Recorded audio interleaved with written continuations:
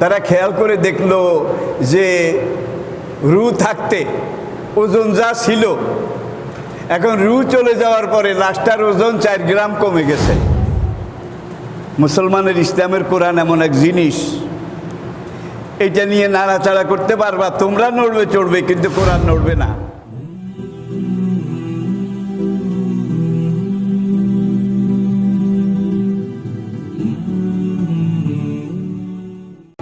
ফাউযু বিল্লাহি মিনাশ শাইতানির রাজিম।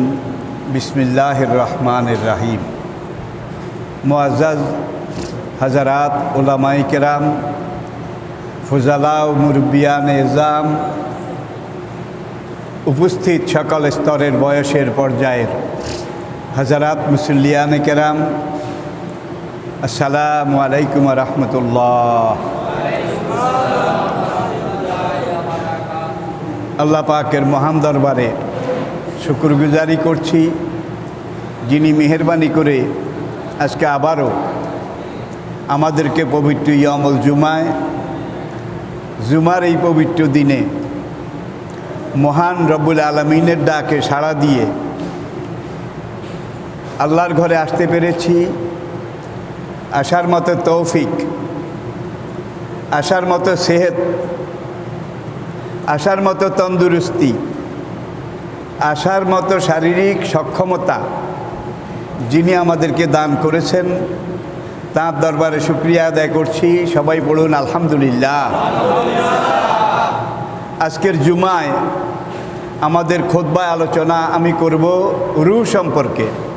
রূহ সূরা কাহফের আয়াতে আল্লাহ পাক বলছেন, ইয়াসআলুনাকা আনির রূহ কুলির রূহু মিন আমরি রাব্বি ওমা উতীতুম মিনাল ইলমি ইল্লা কালিলা। হে নবী, এরা আপনার সাহাবারা আপনার কাছে জানতে চায় রূহ সম্পর্কে। ইয়াসআলুনাকা আনির রূহ, এরা আপনাকে রূহ সম্পর্কে জিজ্ঞেস করছে। কুলির রূহু মিন আমরি রাব্বি, আপনি জবাবে বলে দিন, রূহ আমার রবের একটা নির্দেশ, আমার রবের একটা হুকুম। ওমা উতীতুম মিনাল ইলমি ইল্লা কালিলা, রূহ সম্পর্কে যে জ্ঞান তোমাদেরকে দেওয়া হয়েছে এটা খুবই সামান্য, খুবই সীমিত। বিজ্ঞান এত কিছু আবিষ্কার করলো, সর্বশেষ প্রযুক্তি অনুযায়ী বিভিন্ন ধরনের যন্ত্রপাতি, ক্যামেরা, ফটোকপি, রক্তের ভিতরে সামান্য একটু স্পট, হাড়ের একেবারে ভিতরে ছোট্ট একটা স্পট, দাগ, এইটা পর্যন্ত ক্যামেরায় ছবি হিসাবে সামনে এনে দেয়। কিন্তু রূহ কোনো ক্যামেরায় বোধহয় ধরা পড়েছে? যদি ধরা পড়তো বেচারার কি অবস্থা হইতো, নাস্তিকেরা যে কি অবস্থা করতো রূহ বেচারাকে পিটিয়ে, ঠিক কিনা বলেন? তাহলে আপনার ভিতরে আছে, দেখাও যায় না, ধরাও যায় না, ছোঁয়াও যায় না, স্পর্শ অনুভূতিতেও আসে না, কিন্তু সে নাই, আপনার ভিতরে নাই। কিছু কিছু নাস্তিক তারা বলে, যেটা আমি চোখে দেখি না সেটা আমি মানি না, যা দেখি না নিজের দুই নয়নে তা বিশ্বাস করি না গুরুর বচনে। তাহলে তুমি বুকে হাত দিয়ে হাজার মানুষের সামনে বলো না, আমার ভিতরে যে রূহ আছে আমি দেখি না, যেটা আমি দেখি না সেটা বিশ্বাস করি না। হে আমার উপস্থিত ভাইয়েরা, রূহ আছে আমি বিশ্বাস করি না, তোমরা নিয়ে আমাকে দাফন করো। তখন সবাই নিয়ে দাফন করা শুরু করবে, ঠিক না? সবাই বলবে যে ওর আপার চেম্বার খারাপ হয়ে গেছে, ঠিক কি না? এটা দিয়ে আপনি বুঝতে পারেন ওমা উতীতুম মিনাল ইলমি ইল্লা কালিলা, রূহ সম্পর্কে তোমাদেরকে যে জ্ঞান দেওয়া হয়েছে এটা একবারে নাথিং, কিছুই না, সামান্য, যৎসামান্য, অতি সামান্য। রূহ এবং দেহ রূহ এবং শরীর এই দুইটা মিলিয়ে আপনি আমরা এক একজন মানুষ। আবার বলছি, একজন মানুষ হতে হলে তার একটা দেহ থাকা লাগে, দেহের ভিতরে একটা রূহ থাকা লাগে, ঠিক কিনা বলুন? দেহ এবং রূহ এই দুইটা মিলিয়ে একজন মানুষ। রূহটা যতক্ষণ আছে ততক্ষণ আপনি একজন মানুষ, ভিতরে রূহটা যতক্ষণ আছে ততক্ষণ আপনি একজন ব্যক্তি। রূহটা যতক্ষণ ভিতরে আছে ততক্ষণ আপনি মাওলানা লুৎফর রহমান। যেই মুহূর্তে রূহটা বেরিয়ে চলে যাবে আপনি হারিয়ে যাবেন, আপনার পরিচয় শেষ হয়ে যাবে। একজন লোক গতকাল মনে করুন স্ট্রোক করেছে, তার আত্মীয় স্বজন তাকে ঢাকায় নিয়ে গেছে। এখন পাড়ার গ্রামের লোকেরা বলা বলি করে অমুক স্ট্রোক করেছে, তাকে ঢাকা নিয়ে গেছে, নামটা বলে আর কি। রাতে লোকটা মারা গেছে, পরের দিন একটা অ্যাম্বুলেন্স লাশবাহী গাড়িতে করে তাকে দাফন করার জন্যে বাড়িতে আনতেছে। এখন কি আপনারা একজনও বলেন যে কদম আলী বাড়িতে আসতেছে? কি আদম আলীকে বাড়িতে আনা হচ্ছে? কদম আলীও নাই, আদম আলীও নাই, কদম আলীর লাশ, কদম আলী আর নাই। এখন যেটা আনতেছে সেটা কি?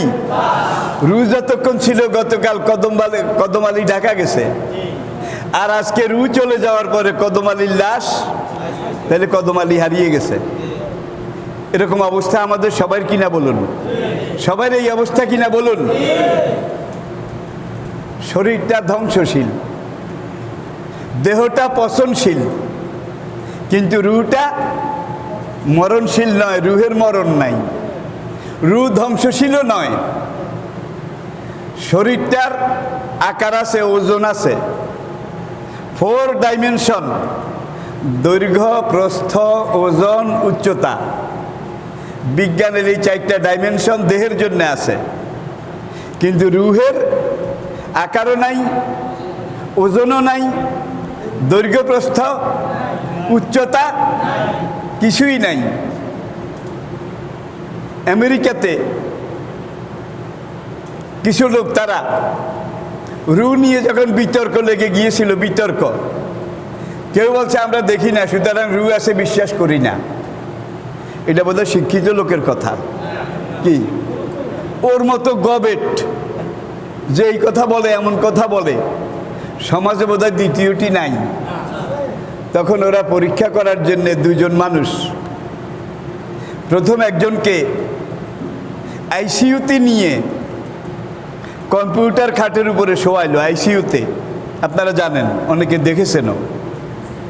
এখন তাকে কম্পিউটার বেডের উপরে আইসিইউতে শোয়ানোর পরে দেখা যায় তার কম্পিউটারে উঠতেছে তার পালস পালস পালস শিরা এত এত, সেকেন্ডে এত।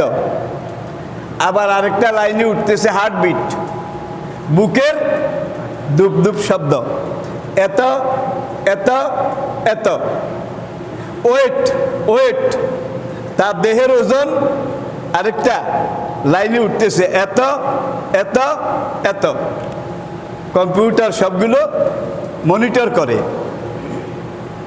ডাক্তারদেরকে দেখায় যে লোকটার হার্টবিট এত, ব্লাড প্রেশার এত, ওজন এত। এইটা ততক্ষণই শো করবে যতক্ষণ পর্যন্ত রুটা ভিতরে থাকবে। রুটা যখন চলে গেল লোকটার, তখন আর এই 3টা চ্যানেলের একটাও শো করে না, একটাও মনিটরে আসে না। তাইলে বোঝা গেল এইটা বলেন এইটা বলেন যত কিছু বলেন সব কিছুর চালক কিন্তু রূহ। আমি কি বুঝাতে পেরেছি? রূহ চলে গেছে, সবগুলা অর্গান, সবগুলা শাখা প্রশাখা সব ডেড লক হয়ে গেছে।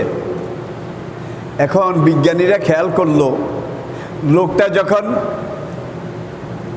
পালস, হার্টবিট, ওয়েট কম্পিউটার যখন শো করতেছিল তখন দুইটা চ্যানেল নাই, হারিয়ে গেছে, নিভে গেছে।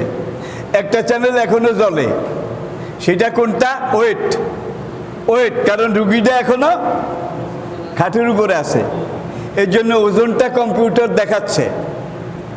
এখন দেখা গেছে যতক্ষণ হার্টবিট, পালস এগুলা ঠিক আছিল, লোকটা জীবিত ছিল, রুটা ভিতরে অবস্থান করছিল, ততক্ষণ তার লাশের ওজন যা ছিল সব কিছু বন্ধ হয়ে যাওয়ার পরে এখন ওয়েট, ওয়েট, ওজন এটা এখনো আছে।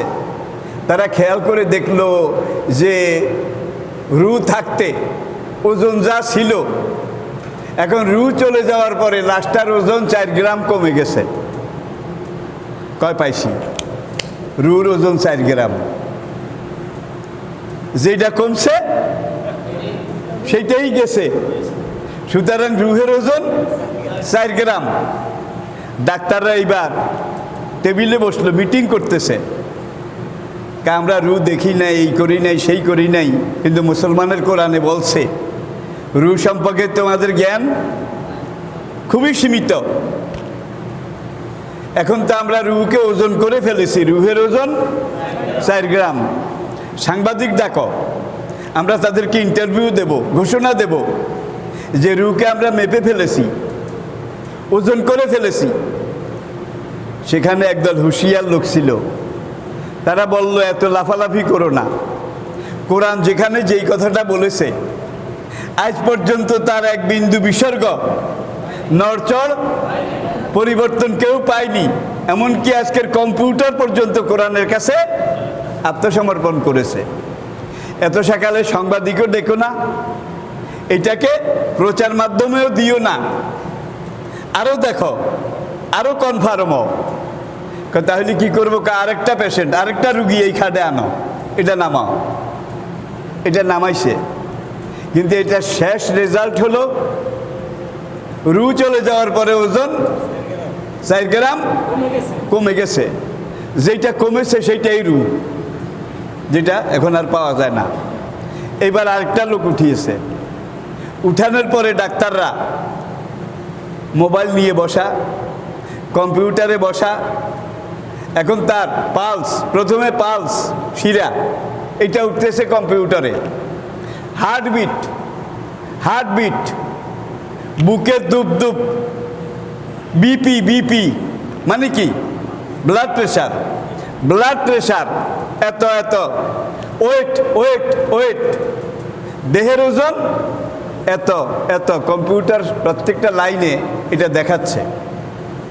ডাক্তাররা অপেক্ষা করতেছে কখন মরে। এই লোকটা মরলে যদি তারও 4 গ্রাম কমে, তাইলে বুঝতে হবে আগের মশলা 100 ভাগ সঠিক, রুহের ওজন ঠিকই কি 4 গ্রাম। আর যদি কম বেশ হয় তাহলে কিন্তু আমাদেরকে আরো তেল খড় জ্বালাতে হবে, আরো মাল মশলা সময় খরচ করতে হবে। এখন ডাক্তাররা অপেক্ষা করতেছে যে হালায় কখন মরবে, কিন্তু এটা মরে না। 7 ঘন্টা হয়ে গেছে, আগের লোকটা অল্প সময় মরে গেছে, তারা রেজাল্ট পাইছে। এইটা 7 ঘন্টা গেছে, এখনো মরে না। ডাক্তাররা কেউ মদ খায়, কেউ সিগারেট খায়, কেউ বারবার ঘড়ির দিকে চায়, কারণ লোকটার না মরলে তো রেজাল্ট আসবে না। এখন কোনো কোনো ডাক্তার বলল এইটা নামাও, এই শালা মরে না, আরেকটা রুগী উঠাও। আরেক ডাক্তার বললো এইটা যদি সময় আরো বেশি নেয়, কারণ রুটার জন্য একটা বিশার মেয়াদ নির্ধারিত আছে নাকি নাই? লিকুল্লি নাফসিন আজাল, ফাইজা যা আজালুহুম লা ইস্তাখিরুনা সাআতাও ওয়া লা ইস্তাকদিমুন। তার বিশার মেয়াদ শেষ না হতে তো সে যাবে না, ঠিক কিনা বলেন? যাক, 7 ঘন্টা কয়েক মিনিট পরে একটা খিঁচুনি দিয়ে লোকটা থেমে গেল। থেমে যাওয়ার পরে তার পালস এইটা এখন আর আসে না, তার হার্টবিট এইটাও এখন আর আসে না, তার ব্লাড প্রেশার এইটাও এখন আর কম্পিউটারে আসে না। অর্থ কি? কিন্তু ওজনটা আসে, কারণ লাশটা তো এখনো খাটের উপরে। সুতরাং কম্পিউটার ওজনটা বাতাচ্ছে বারবার, ওজন ওজন, ওয়েট ওয়েট। বিজ্ঞানীরা এতক্ষণ তার ওজন যেটা ডায়েরিতে নোট করেছিল, এখন এই শেষ লোকটার রু চলে যাওয়ার পরে কম্পিউটারে যে ওয়েট, যে ওজনটা এসেছে, এটা আগের ওজনের চাইতে 7 কেজি বেশি। 7 কেজি। একজনের 4 গ্রাম কম, আরেকজনের মরার পরে 7 কেজি বেশি। এইবার ডাক্তাররা একজন আরেকজনরে বলে, কইছিলাম না মুসলমানের ইসলামের কোরআন এমন এক জিনিস, এটা নিয়ে নাড়াচাড়া করতে পারবা, তোমরা নড়বে চড়বে, কিন্তু কোরআন নড়বে না, ইসলাম নড়বে না, ঠিক কিনা বলেন? তখন তারা স্বীকার করেছে যে রূহ সম্পর্কে আসলে মানুষের ধারণা খুবই সীমিত। এত দুনিয়ার এত কিছু, সাগরের তলা পর্যন্ত আবিষ্কার করেছে, পাহাড়ের ভিতরে আবিষ্কার করেছে, মহাকাশে মহাশূন্যে গ্যালাক্সি বলেন, এইটা বলেন ওইটা বলেন, এত কিছু আবিষ্কার করলো, কিন্তু নিজের এখানে আমার ঘরখানা সে বসত করে, সারা জনম দেখলাম না তারে। খাঁচার ভিতর অচিন পাখি কেমনে আসে যায়, ধরতে পারলে মনোবেড়ি দিতাম তাহার পায়। পাগল মনরে তুই রইলি খাঁচার আসে, তৈরি খাঁচা কাঁচা বাঁশে, কোনদিন খাঁচা পড়বে খসে, পাখি কোনখানে পলায়, খাঁচার ভিতর অচিন পাখি কেমনে আসে যায়। মাটিরও পিঞ্জিরার মাঝে বন্দি হইয়া রে, কান্দে হাসন রাজার। শুনেন নাই বোধ হয়, শুনেন নাই বোধ হয়। তাহলে এইটা হলো আপনার রূহ। আমার ঘরখানায় সে বসত করে, সারা জনম দেখলাম না তারে। দেখছে কেউ? ধরা তো দূরের কথা, দেখেও নাই। তাহলে বোঝা গেল আপনার দেহটা যতক্ষণ জীবিত ততক্ষণ এটা আপনার নিয়ন্ত্রণে,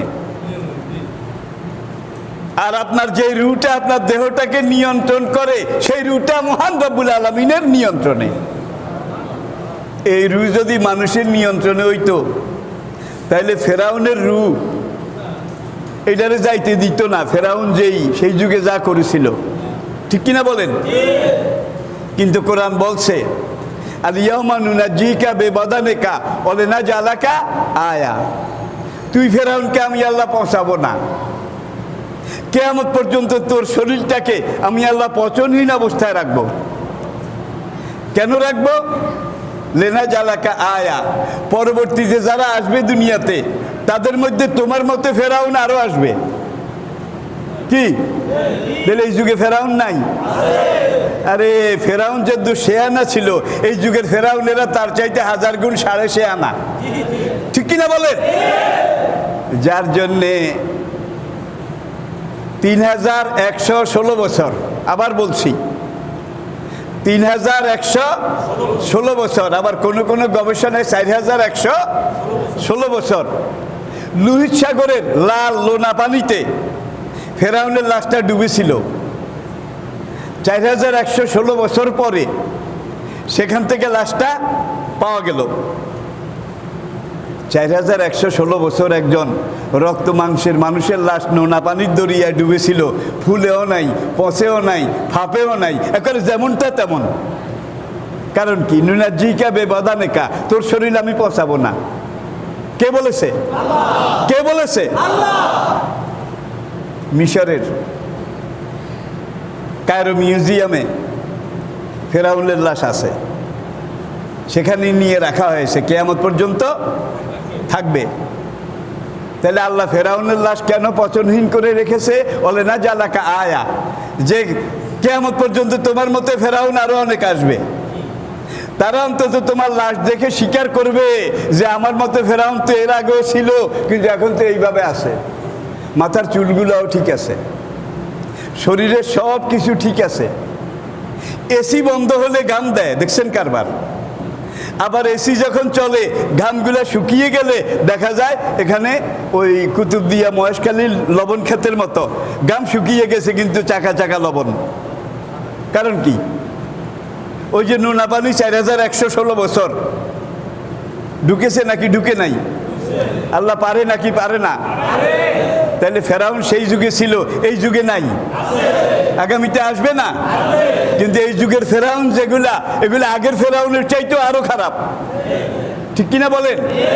ফেরাউন একাই দেশ চালাইতো, কিন্তু উপদেষ্টা হিসাবে কয়েকজন মন্ত্রী রেখেছিল, কিন্তু মন্ত্রীদের সাথে কোনো পরামর্শ, কোনো যুক্তি, কোনো সলা পরামর্শ কোনোদিন করে নাই। মন্ত্রী এইটা রাখছে, আবার উপদেষ্টা পরিষদ, পার্লামেন্ট এইটাও একটা রাখছে। এগুলো ছিল হাতির গজদাঁত। গজদাঁত চিনেন? এখান দিয়ে দুইটা, দেখাবার জন্যে, খাওয়ার জন্যে না। পার্লামেন্ট দেখাবার জন্যে, উপদেষ্টা পরিষদ দেখাবার জন্যে, কিন্তু সব চাবায় হাতির ওই ভিতরের দাঁত। এমন ফেরাউন এই যুগে আছে, যেই ফেরাউনের দেশে পার্লামেন্ট আছে, উপদেষ্টা আছে, কিন্তু কেউ কোনো কাজে লাগে না, ফেরাউন একলাই সব করে, ঠিক কিনা বলেন? সেই ফেরাউন আর এই ফেরাউনের মধ্যে পার্থক্য আছে বোধ হয়, পার্থক্য আছে বোধ হয়। আবার আলহামদুলিল্লাহ আমার দেশের পার্লামেন্ট, বাংলাদেশের পার্লামেন্ট, ব্রিটিশ পার্লামেন্টের খোঁজখবর আমার কাছে আছে, আমেরিকান পার্লামেন্টের খোঁজখবর আমার কাছে আছে। সেই সব পার্লামেন্টে 100 জন সদস্যের মধ্যে 99.999 এরা সব আইনজীবী, এরা সব ব্যারিস্টার, উকিল। কারণ পার্লামেন্টে আইন বানায়, যার জন্য 100 জনের মধ্যে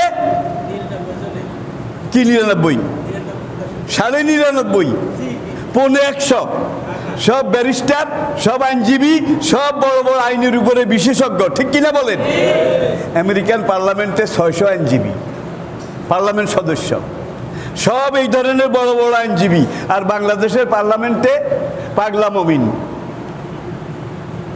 তারপরে একতারা আর সেতারা মমতাজ, ঠিক কিনা? পাগলা মমিন, সেতারা মমতাজ আর সনাসুর মাশরাফি। এখন মাশরাফি সনাসুরের অ্যাডভার্টাইজের মধ্যে টিভিতে দেখবেন সনাসুরের অ্যাডভার্টাইজ।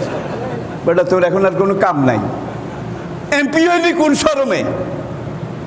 আমেরিকাতে একজন সেখানকার জাতীয় অধ্যাপক, আমেরিকার নামী বিশ্ববিদ্যালয়ের একজন নামকরা প্রফেসর ডক্টর আব্দুল মোমেন, এই পাগলায় বাংলাদেশে এসে কিছু টাকা টুকা দিয়ে পার্লামেন্টের এমপি হয়েছে। এখন মানুষ তাকে বলে পাগলা মমিন। কি পাগলা মমিন? তাহলে পার্লামেন্টের মধ্যে দুনিয়ার কোন দেশের পার্লামেন্টে গান হয়? কোন? তারা আইনের কাজ করেই সময় পায় না। কিন্তু বাংলাদেশের পার্লামেন্টের মধ্যে মমতা একদিকে বাজায় আর দিকে ফাইটা যায়, ফাইটা যায়, ফাইটা যায়, ঠিক কিনা বলেন? এটা পার্লামেন্ট, ঠিক না? কি এটা পার্লামেন্ট? হায় হায় হায়। আর যেখানে মিনিটে হাজার হাজার লক্ষ লক্ষ টাকা খরচ, সেখানে মমতাজের নাচ, পাগলা মমিনের যত রকমের উদ্ভট কথাবার্তা, আর মমতাজের ফাইটটা যায়, ফাইটটা যায়। ঠিক কোথায় গিয়ে আমরা পৌঁছেছি? আবার আসুন, কেউ কি রাগ করেছেন? কোরআনে আল্লাহ এই ধরনের উদাহরণ দিয়েছে।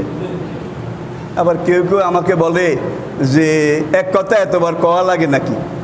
কোরআনে আল্লাহ মুসার কথা যতবার বলেছে, ফেরাউনের কথা তার চেয়ে বেশি কইছে। তাইলে আল্লাহ বোধহয় ব্যাকরণ জানে না।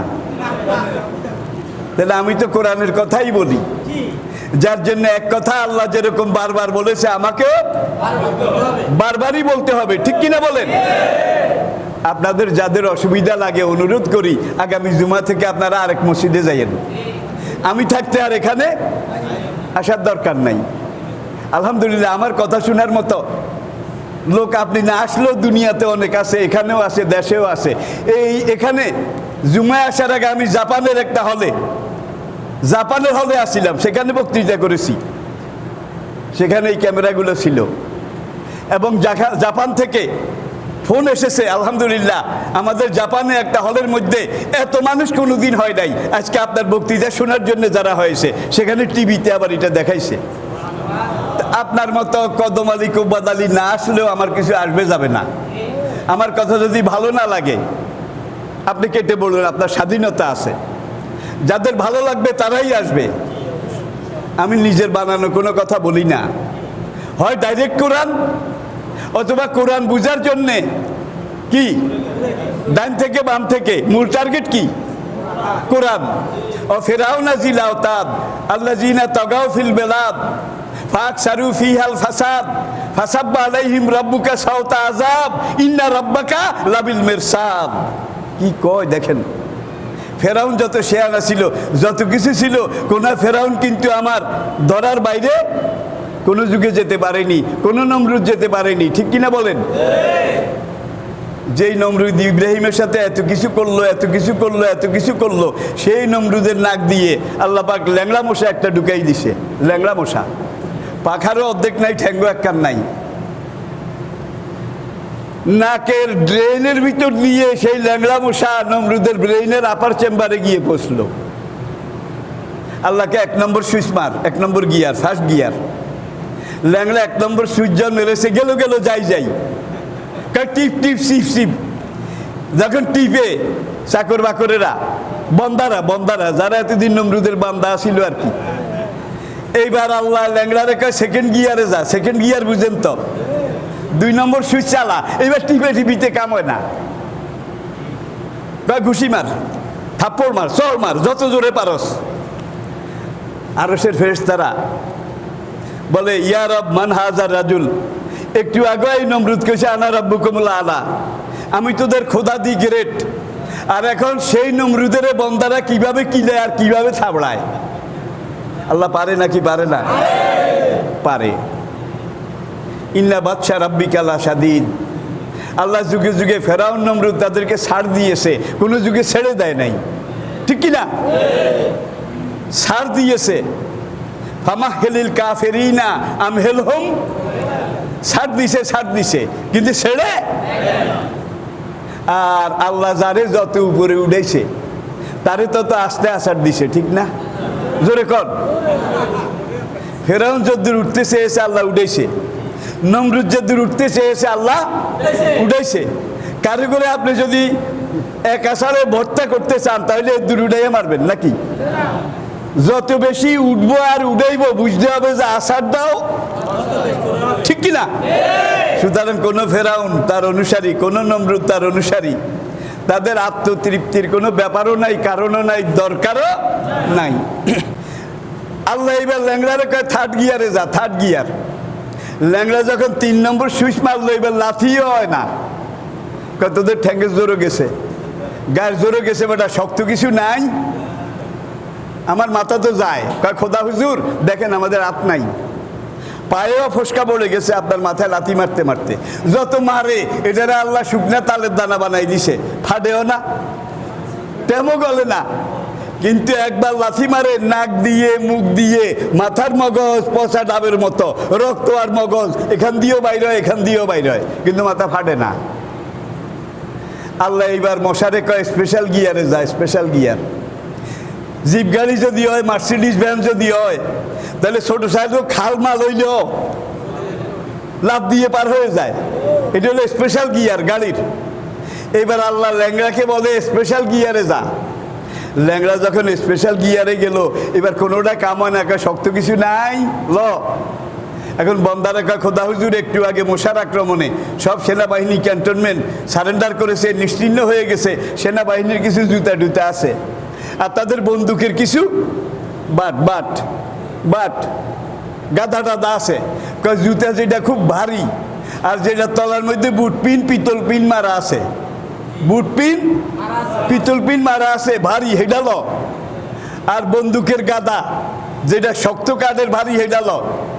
এগুলো বেছে বেছে আন। এখন চাকর বাকর বন্দারা গিয়ে সেগুলো আনলো। এই দিক থেকে দৌড় দিয়ে এসে ঠাস, এই দিক থেকে ঠাস। হায় রে জুতা আর বন্দুকের গাদার মারামারি। এইবার বাতা আস্তে আস্তে চ্যাপডা হয়, যত মারে চ্যাপডা হয়, চ্যাপডা হইতে হইতে 3.5 হাত, রুটির মতো পাতলা। সেই সকাল 9টার সময় মারামারি শুরু হয়েছে, এখন সন্ধ্যা 6টা, মাগরিবের আগে আগে। ফেরেশতারা কয় ইয়া রব মা হাজার রাজুল। কয় রব্বুল আলামিন এই হারামজাদা মরে না কা? মাথা রুটির মতো চ্যাপটা হইয়া গেছে কিন্তু মরে না। আল্লাহ কয় কিছু রস এখনো বাকি আছে, সেইটা বাইর করে লই। তাহলে ফেরাউন নমরুদ তাদেরকে মারে নাই, রসও বাইর করেছে, ঠিক কিনা বলেন? আর এই যুগেও দেখা গেছে একজন মানুষকে মারার জন্য গুল্লি একটাই যথেষ্ট, ঠিক কিনা বলেন? কিন্তু কত গুল্লি, কলিজা গুর্দা ছাকনা সব তরজা তরজা তরজা, টুকরা টুকরা, খণ্ড বিখণ্ড, ছিন্ন বিচ্ছিন্ন, গুলি একটা যেন কাম হয়ে যায়। আল্লাহ পারে নাকি পারে না? পারে নাকি পারে না? তাহলে কোন ফেরাউন কোন যুগে, কোন নমরুদ কোন যুগে আল্লাহ ধরা ছোঁয়ার বাইরে যেতে পারেনি? পারবে বোধ হয়, পারবে বোধ হয়। আচ্ছা, এবার আসেন ফিনিশিং। রু ছিল আলমে আরওয়াহতে, কোথায়? আলমে আরওয়াহ। আল্লাহ কুদরতি হাতে এটারে একদিন সৃষ্টি করেছেন, সুতরাং সব রুর সৃষ্টি একদিন, একটা সেকেন্ডও লাগে নাই। কুন হাইয়া কুন, কুন আল্লাহ সৃষ্টি করেছেন। সে আলমে আরওয়াহ থেকে আপনার রু আপনার মায়ের পেটে এসেছে। আপনার শরীরটা যখন মায়ের পেটের ভিতরে তৈরি হয়েছে, এটা আবার আরেক ইতিহাস, আজকে বলতে পারবো না। শরীরটা যখন পরিপূর্ণ হয়েছে, হাত পা চোখ কান নর্মাল বডি, ফানাফাক্তু ফিকা মির রুহি, কোরআনে আল্লাহ বলছেন তোমার এই মায়ের পেটের ভিতরে, মায়ের জরায়ুর ভিতরে, তোমার এই দেহের ভিতরে আমি রু পাঠাই দিয়েছি। রু পাঠানোর পরে মায়ের গর্ভে এই রুটা এই ছোট্ট শিশুর দেহের ভিতরে কয়েক মাস ছিল, ঠিক না ব্যাঠিক? ঠিক না ব্যাঠিক? তাহলে আলমে আরওয়াহ এটা হলো রুহের প্রথম মঞ্জিল, first transit camp, first transit camp. রু প্রথমে ছিল আলমে আরওয়াহতে, সেখান থেকে আল্লাহ পাঠাইলেন কোথায়? মায়ের পেটে। সেখানে কয়েক মাস থাকলো। এই মায়ের পেটটা রুহের জন্য সেকেন্ড ট্রানজিট ক্যাম্প, দ্বিতীয় অবস্থান স্থল। কয়েক মাস পুরো হওয়ার পরে শরীরটাকে নিয়ে এই দেহটা দুনিয়াতে আসলো, রুটা দুনিয়াতে আসলো।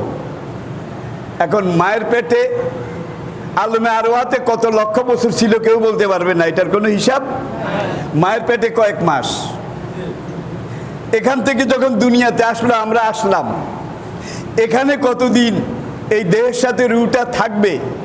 লেকুল্লে নাফসিন আজাল, দুনিয়াতে আসার পাঠাবার 50,000 বছর আগে, আল্লাহু আকবার, আপনি আমি দুনিয়াতে আসার 50,000 বছর আগে লোহে মাহফুজে আল্লাহ পাক লিখেছেন আপনার মরণ কোন দিন হবে।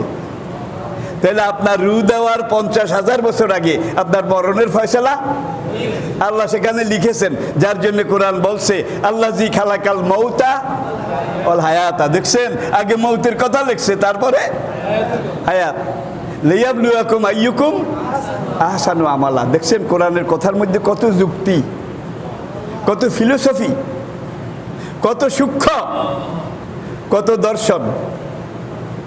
দুনিয়াতে কত বছর থাকবে এটা ওখানে লেখা আছে।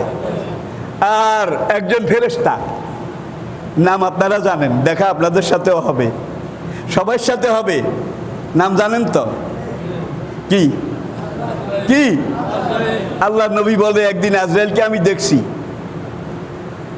যে বনি মুস্তালিক যুদ্ধের পরে একটা কাফের একখানে ছটফট করতেছিল, আল্লাহ সেই কাফেরের রূহ কবজ করার জন্যে ওই বেডারে পাঠাইছে। হুজুরে কয় আমি দেখলাম আজরাইলের এক ঠ্যাং সিদরাতুল মুনতাহায়, আরেক ঠ্যাং ওই যুদ্ধের ময়দানে এইভাবে এক ঠ্যাঙ্গের উপরে খাড়াই এক টান দি হাতে ঠ্যাঙ্গের উঠে আবার সিদরাতুল মুনতাহা মুছি গেছে। এবারটা শেখ কদ্দুরা, শেখ বুঝেছ, সিদরাতুল মুনতাহা থেকে শেখ দিয়ে এক ঠ্যাং নামাই, আরেক পা সিদরাতুল মুনতাহায় রয়েছে। এইভাবে লোকটার রূহ কবজ করেছে। হ্যান্ডম আছে নিও, হ্যান্ডম হ্যান্ডম, আল্লাহর কসম আপনার বুকের উপরে সে একদিন বসবে। অজাআত সাকরাতুল মাউতি বিল হক, সাকরাতুল মাউত মৃত্যু যন্ত্রণা সবচেয়ে কঠিন। হুজুর সবসময় দোয়া করতেন ইন্নী আউযু বিকা মিন সাকরাতিল মাউত, মৃত্যু যন্ত্রণা থেকে আল্লাহ আমাদের সবাইকে পানা দিন। মালিকুল মউত আজরাইল হুজুরের বুকের উপরে বসে নাই, পাশে বসছে। সালাম দিছে। সালাম দিয়ে বলে ইয়া রাসূলুল্লাহ ইন্নাল্লাহ ইয়াকরাউকা সালাম, আল্লাহ আপনারে সালাম কইছে। দেখছেন কারবার? কে কয়? আচ্ছা, আল্লাহ আপনারে সালাম কইছে। আর আপনাকে বলতে বলেছে আপনি যদি আল্লাহর কাছে যাইতে চান আমি এখন আপনাকে টেক আপ করবো, নিয়ে যাব। আর যদি কিয়ামত পর্যন্ত আপনি জীবিত থাকতে চান আমি আপনাকে রেখে যাব। হুজুর বললেন মানলে উম্মতি বাদি, আমি যদি এখন বেহেশতে আল্লাহর কাছে চলে যাই আমার উম্মতের দেখাশোনা কে করবে? আল্লাহু আকবার। আমার উম্মতের দেখাশোনা কে করবে? আল্লাহকে গিয়ে বলো কিয়ামত পর্যন্ত আমি আমার উম্মতের সাথে থাকবো। আছেন কি না? মরে গেছে নাকি জেতা? ইন্তেকালের পরে কবর দিয়েছে, রুটা আল্লাহ সেখানে ফিরেই দিছে। এখনো সালাম দিলে জবাব পাওয়া যায়, ডাক দিলে সাড়া পাওয়া যায়। সোনার নবী সোনার মদিনায় শুয়ে শুয়ে শুধু বলতেছেন রব্বুল আলামিন আমার উম্মত যতই গুনাহ করুক, আমার উম্মত নামে যারা আছে তারা যতই পাপ করুক, কাউমে লুতের মতো জমিন উল্টাইয়া ধ্বংস করিও না, কাউমে নূহের মতো ভয়াবহ বন্যা দিয়ে ধ্বংস করিও না। আমার উম্মত যতই গুনাহ করুক তাদেরকে বান্দর শুয়োর বানাইও না। আল্লাহ কাম আল্লাহু মুআযযিবাহুম ওয়া আনতা ফীহিম, কোরআনের আয়াত। আপনি কবরে শুয়ে শুয়ে দোয়া করতেছেন, এই জন্য তাদেরকে আমি চাম বানাই না, কাউমে লুতের মতো ডলি না। দেখছেন নি কারবার? তাহলে ডলা যেটা এখন আসতেছে আমাদের উপরে, এইটা কিন্তু একেবারে নর্মাল। আল্লাহর ডলা কিন্তু আরো কি, আরো ভারী, আরো মারাত্মক, আরো ওজনী। ঠিক কিনা বলেন? তাহলে যে মহান রব্বুল আলামিনের সেখানে আমাদের যাওয়া লাগবে না? জোরে বলেন। রু একদিন আজরাইলের মাধ্যমে আল্লাহর কাছে জমা দেওয়া লাগবে না? কথা শেষ। আমরা এখন থার্ড ট্রানজিট ক্যাম্পে আছি, 3 নম্বর অবস্থান। আপনি ঢাকা থেকে লন্ডন যাবেন, দুবাই গিয়ে বিমানটা নামলো, দুবাই অথবা দাহরান অথবা আবুধাবি, তেল দেওয়া লাগবে তো। সেখানে বিমানটা নামলো, এখন 2 ঘন্টা আপনার সেখানে বিমানবন্দরে থাকতে হবে। এইটাকে বলা হয় ট্রানজিট। কি? স্বল্পকালের অবস্থান। তাহলে রু আলমে আরোয়া থেকে রওনা করেছে। 1 নম্বর মায়ের পেটে কয়েক মাস, 2 নম্বর দুনিয়ার এই জমিনে কয়েক বছর, ঠিক কিনা? 3 নম্বর এখান থেকে রু আবার ট্রান্সফার হবে, স্থানান্তরিত হবে, হওয়ার পরে কবরে আলমে বরজখে চলে যাবে। আলমে বরজখে কে কত বছর থাকবে এটার কোনো হিসাব আল্লাহ ছাড়া কেউ জানেন না, নবীও বলেন নাই। তবে একটা হাদিসে আমি পেয়েছি কিয়ামতের আগে সর্বশেষ যে লোকটা মারা যাবে, কিয়ামতের আগে শেষ, এরপরে আর মানুষ নাই, শেষ মাইয়িত এই লোকটা এবং হাসরের মাঠে উপস্থিতি, এটার মাঝখানে সময় লাগবে 120 বছর। কি মনে করেছেন? মরে যাওয়ার পরে আপনাকে দাফন করা হবে, দাফন করলে আপনাকে আবার আল্লাহ সেখানে রূহ পাঠিয়ে দেবে। সেখানে 2 জন ফেরেশতা আসবে, এসে জিজ্ঞেস করবে মান রাব্বুকা ওমা দীনুকা ওমান নবিয়ুকা। ঠিক কিনা বলেন? নামাজি, রোজাদার, ইমানদার, দিনদার হলে আপনি ঠিক জবাব দিতে পারবেন। আল্লাহ বলবে তার কবরের সাথে বেহেশতের দুয়ার খুলে দাও, বেহেশতের নেয়ামত কিয়ামত পর্যন্ত তার কবরে পাঠাইতে থাকো, তার কবরটাকে এসি ডিসি করে দাও, কবরের গরমে যেন তার কষ্ট না হয়। আর বেনামাজি, বেরোজদারি, ফাসেক, ফুজ্জার, মদ খায়, গাঁজা খায়, ইয়াবা খায়, খায়নি? আলহামদুলিল্লাহ আমাদের এলাকা কিন্তু অনেক কমে গেছে। আমার তো মনে হয় 90 ভাগ কমে গেছে, আমার মনে হয়। কমছেনি? কমছেনি।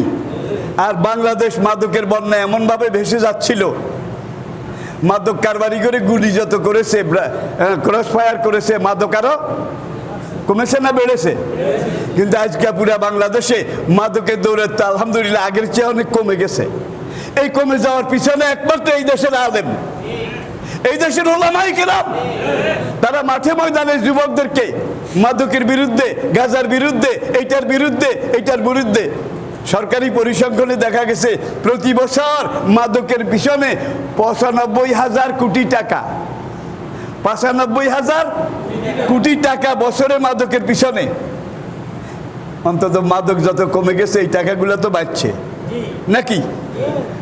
কিন্তু জাতীয় সংসদে বেহালা মমতাজ আলেমদেরকে গালি দেয় না বোধ হয়। আর তুই আসিলি বাইজি, তুই আসিলি ল্যাংটা নাচনেওয়ালি, তোরে সংসদে যারা এনেছে তারা এক নম্বর আল্লাহর দুশ্মন। তুই বাইজিয়ে থাকতি, সে এখানে ফাইটে যায়। এরপরে এইটার সাথে আবার এই আজহারি, আজহারির গান করে, অমুক হুজুরের গান করে, এই হুজুররা এই করে, হুজুররা এই করে, হুজুররা সেই করে। তুই কি করছিলি? তসলিমা নাসরিন কি করেছিল? এই দেশে আলেমরা আন্দোলন করে কুত্তার মতো তাকে এই দেশ থেকে ভাগাইছে। পুরা দুনিয়া ইহুদির সাথে, খ্রিস্টানের সাথে, বৌদ্ধের সাথে সে মিলামিশা দৈহিক মিলন করার পরে শেষ পর্যন্ত পাশের দেশে আইছে। পাশের দেশ চিনছেন তো? যারা আপনাদের দেশ চালায়, প্রধানমন্ত্রী টন্ত্রী, তাদের সামিস কার হাতে? কার হাতে? তাদের হাতে। আর এই দেশে মন্ত্রী টন্ত্রী যে এইটা ওইটা আছে, এইটা হলো তাদের সামুস। আল্লাহর কসম, আমি মরে যাব, আমি থাকবো না, কিন্তু আমার যদি শহীদি মরণ হয় এটা আমার সবচেয়ে বড় পাওয়া। হক কথা বলেছি, আর এখন মরণের আগে হক কথা ছেড়ে দেব। কি কন আপনারা? কিছু কইলে, কেউ ধমকাইলে জোরে কন। এই যে হাজার হাজার কোটি টাকা বছরে যেটা সাশ্রয় হচ্ছে সরকারের, এটার পিছনে সবচেয়ে বড় অবদান এই দেশের আলেম সমাজের। নাকি পুলিশ? ও পুলিশে তো আরো ভাগও নেয়, ভাগও দেয়। নাকি প্রশাসন? তারা আরো খারাপ। আমাদের পার্লামেন্টে যারা এমপি আছে তাদের 100 জনের মধ্যে 80 জনের বেশি ঋণ খেলাফি। ব্যাংকে থেকে টাকা দিছে আর দেয় না। এমপি হওয়ার পরে তো তারা সব ম্যান সেরুমিয়া এমপি হয়েছে। আবার তারা প্রত্যেকটা ব্যাংকে কন্ট্রোল করে করে সরকারের বিভিন্ন অনুষ্ঠানে এত কোটি টাকা, এই ব্যাংক এত কোটি টাকা, এই ব্যাংক এত কোটি টাকা, এই কোম্পানি এত কোটি টাকা। তাইলে এখন এইভাবে চান্দা উঠাইয়া কোনো রকম জোড়া তালি দিয়ে আরেকজনের চামচ এটা ধরে রেখেছে। আমি বোধহয় বুঝাইতে পারি নাই কথাটা। একটু চিকন, ভালো করে একটু চিন্তা করবেন, তাহলে জবাব পেয়ে যাবেন। তাইলে আলমে আরোহাতে যাবে রু এখান থেকে। আলমে আরোহা কবর দেওয়ার পর থেকে হাসুরে উঠার আগ পর্যন্ত। তাহলে এই সময়টা কত কেউ বলতে পারবে না। তবে একটু আগে আমি একটা হাদিস বলেছি, এটা হলো 4র্থ ট্রানজিট ক্যাম্প। কার জন্যে? রুহের জন্য। দেহ কিন্তু নাই। কবরের শাস্তি রুহের উপরে।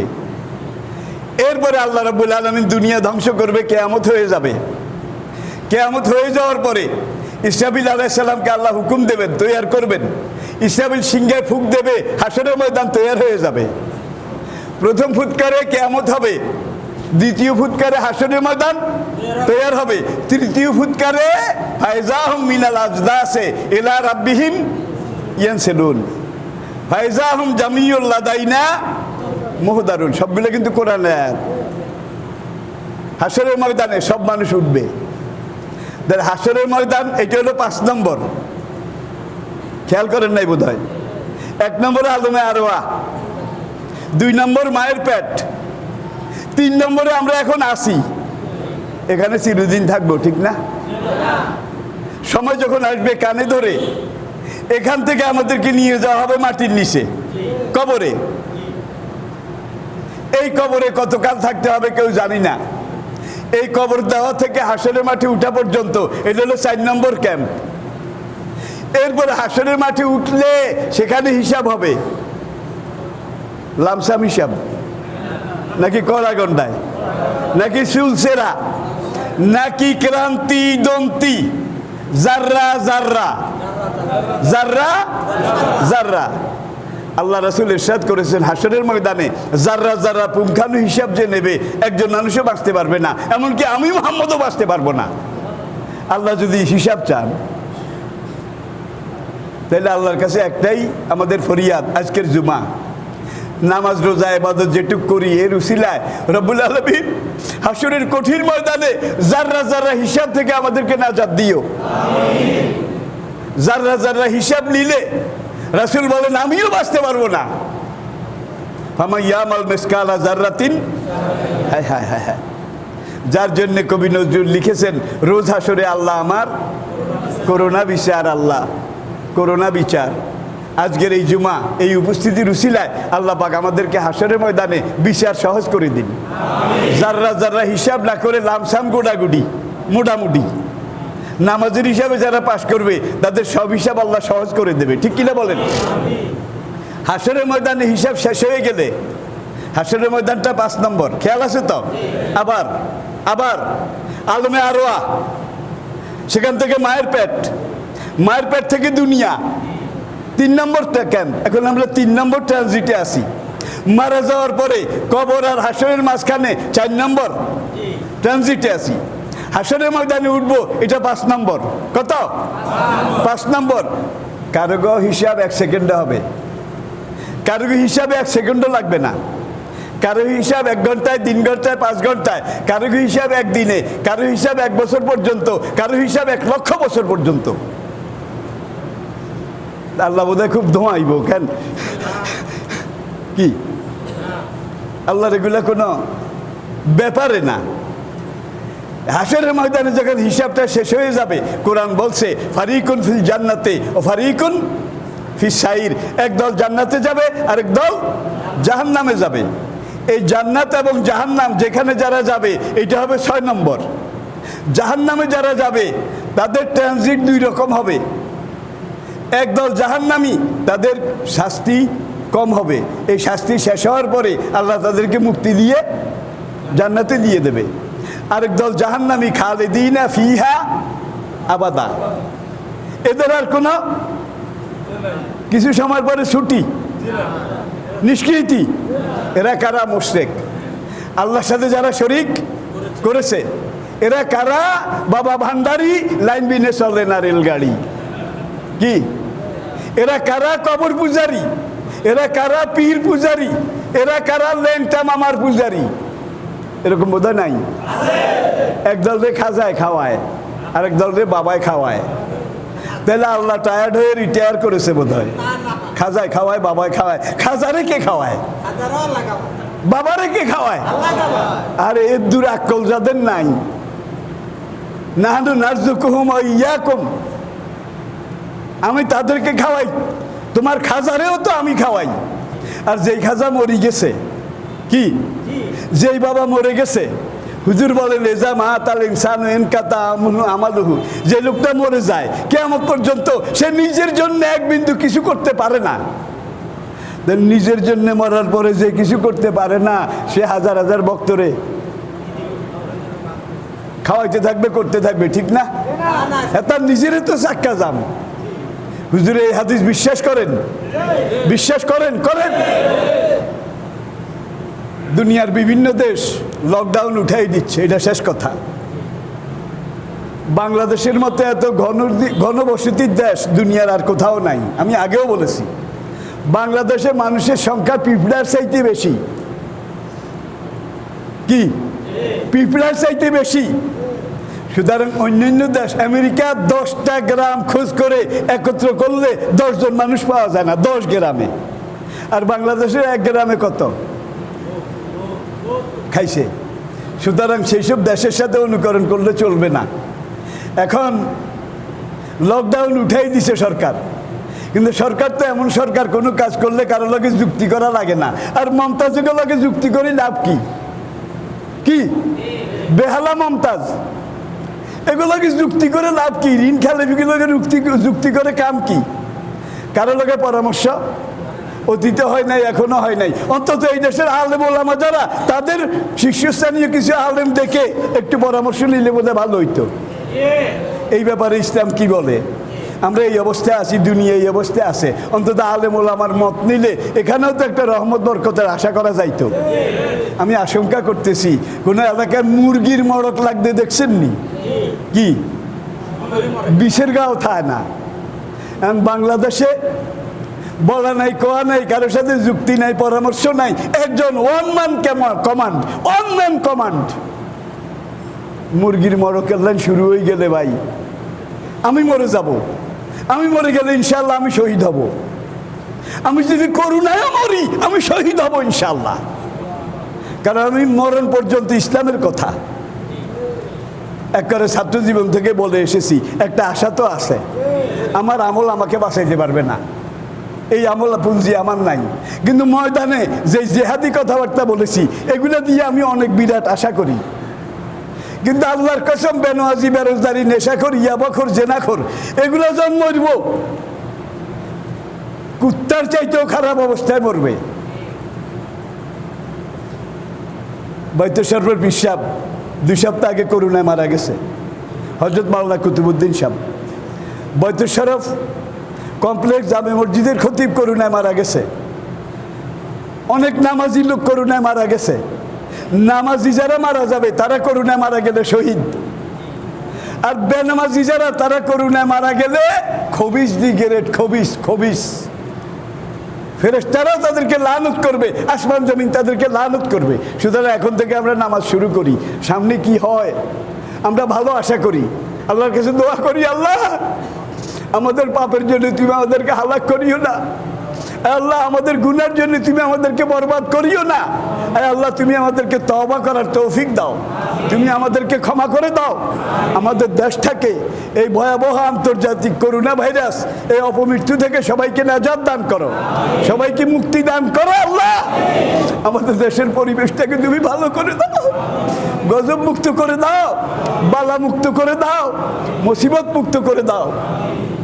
আল্লাহ আমাদের সহায় হন। আমা আলাইনা ইল্লাল বালাগ ওয়া আখির দাওয়ানা আলহামদুলিল্লাহি রাব্বিল আলামিন।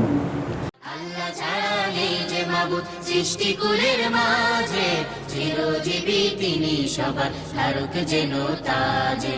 আল্লাহ ছাড়া নেই যে মাবুদ।